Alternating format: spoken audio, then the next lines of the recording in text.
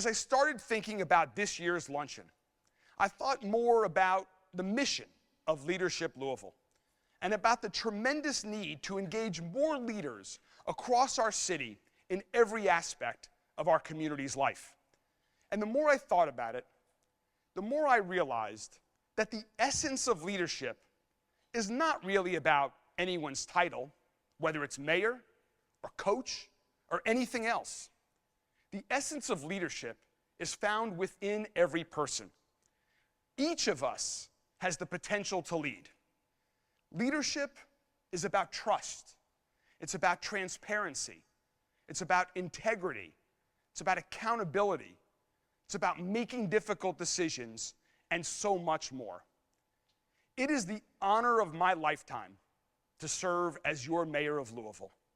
It's also the responsibility of my lifetime to deliver phenomenal public services, safety, growth, and opportunity for every Louisvillian in every part of our city. And to do that, I work to improve my leadership skills every single day. I do that by learning from others, from experiences I've had, from mistakes I've made, and from listening, a lot of listening. Leadership is about engaging.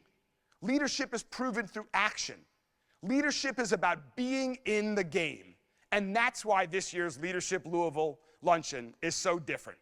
And that's why I'm so excited, because we are all about to learn so much about leadership from two incredible leaders. Louisville, are you ready to meet two amazing new leaders to our city and state? Let's go. Start there. Coach Kelsey, let's start with you. To you, what are the fundamentals of great leadership? You know, I think it starts first and foremost with being very true and genuine to who you are.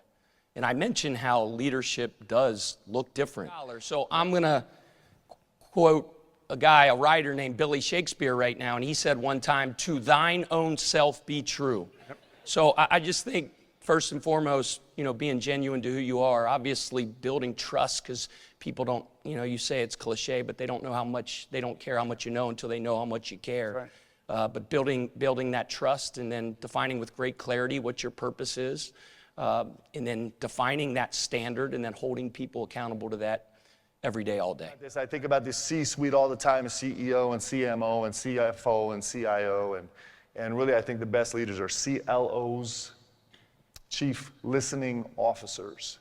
I think that is a skill that is becoming increasingly lost in our leadership portfos, and I think it's tragic, because I think the only way that we can lead is by listening. In my particular case, it's really important that I listen to my staff. If I'm up all the time, just barking out orders all the time, I'm missing out on the potential that we have to grow and the great ideas that are floating around in the room and the synergy that can happen on the staff. And if I spend all my time telling my players what to do, I actually can have no idea how to tell them what to do.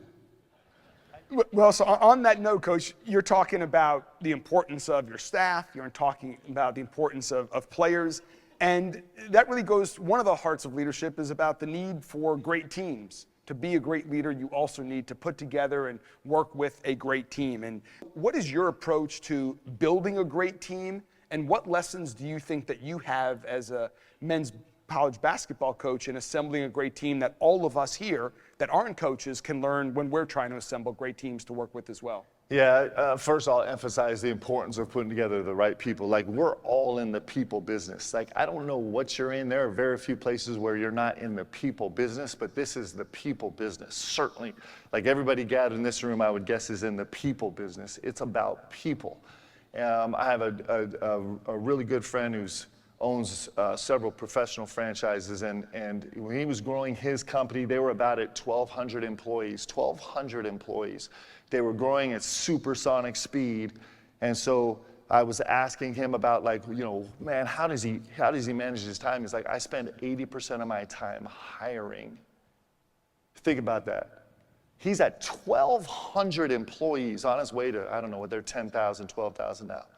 He's at 1,200 employees. He's the CEO of the company, and he's spending 80% of his time hiring.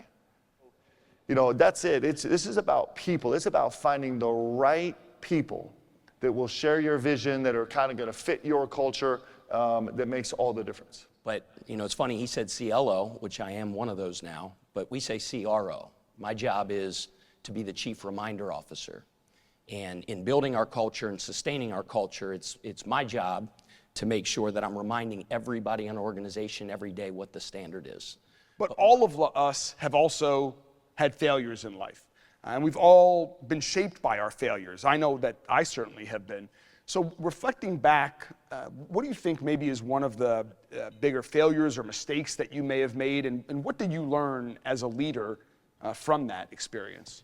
Well, you know, what I would say in my career, when I felt like I wasn't at my best, and when I wasn't the best version of myself as a leader, as a coach, as a mentor to young men, as a basketball coach, was when I wasn't fully present where I was and with what I was doing. Coach, I could have been, but when I got to the point where I could truly, truly, truly stay present where I was and treat my current job like my next one. Somebody gave me advice about that one time. And it was when I was at Winthrop University at a really lower level of Division I. And I just said every day, like, crush it where you're at, right? That's going to be my Louisville, right? And then when I stopped looking at what's out there and what's up there, I was the best version of myself right there. And then you know what happened? I started being more successful, and I was more fulfilled, and I was happier. In our team and our staff, we redefine failure. We actually don't talk about failure. We redefine failure as the rocket ship to progress, because that's what it is if you treat it right. It's an incredible teacher. It makes you humble and reevaluate and find and drive. And at the end of the day, what we're worried about, and this would be lesson number 2 that I'd say for the young leaders in here, and this is, I'm saying it a different way than Pat did, but essentially I'm saying the same thing. As a leader and as someone who's chasing success, however you define that in your life, I would encourage you to be way more interested in trajectory than in level. If you're going to be great when you get to the top, you have to know how to do everybody's job in your organization better than they do. But wait, there's more. Because there is one more head coach in the crowd today that I want to introduce. And that is the head coach of Team Kentucky, our amazing governor. Ladies and gentlemen, please join me in welcoming Governor Andy Beshear. I'm a huge fan sitting here listening to all this. And I was taking notes for leadership too. I mean, I think about Coach Pope and his positivity. I got to have Coach Pope in my office not too long ago, and I said, man, you now have to coach and you have to deal with all the other things. And he looked and he corrected me. He said, I get that opportunity. His positivity is inspiring. And man, Coach Kelsey's energy. It has been amazing to see.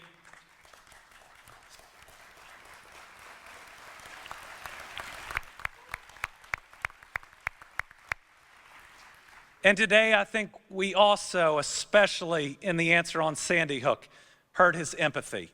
Empathy is your ability to put yourself in someone else's shoes, even if you haven't gone through what they've been through. It is sorely missing in political leadership right now, but we need it in leadership at all levels throughout this country.